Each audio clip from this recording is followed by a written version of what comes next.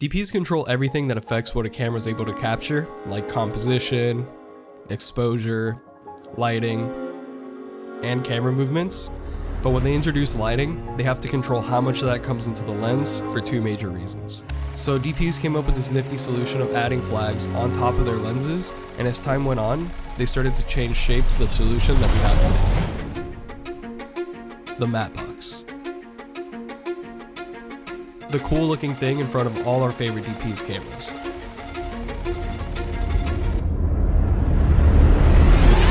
Some of us are even guilty of getting one just because it makes us look more official to clients, and also to our friends. But outside of it making you look cool as f***, these are powerful tools that let you have two major benefits and one minor one that'll make your life easier. So today I'm going to be using this small rig matte box to explain those benefits, and I'll leave a link in the description.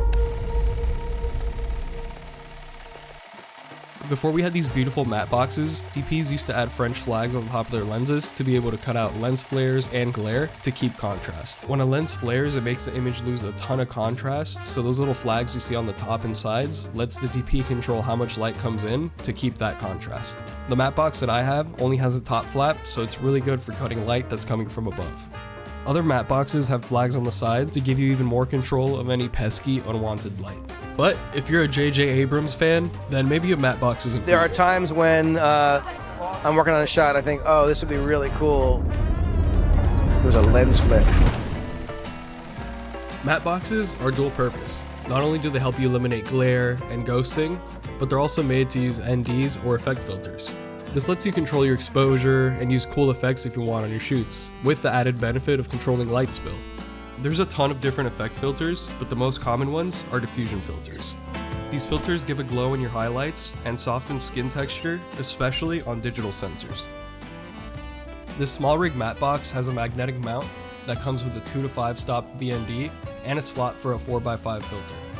And the cool thing about this one is that it has hard stops so you don't get that X pattern.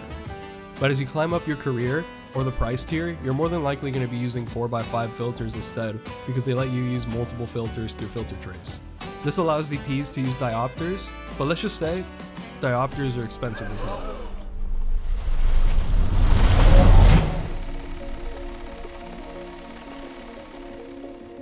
If you're the type of shooter that uses primes, you know how annoying it is to unscrew your ND filter and then screw it onto your next lens when you're swapping. Matte boxes come with many ways to adapt them to your lens, like swingaways, mounting it on a 15mm rod, or even clamp-on methods.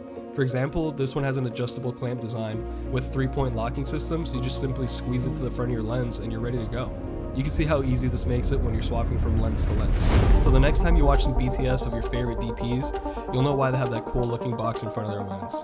Until this day, we actually don't know who invented the matte box, but we could give thanks to those DPs from times past for carrying this tool down generations for all of us.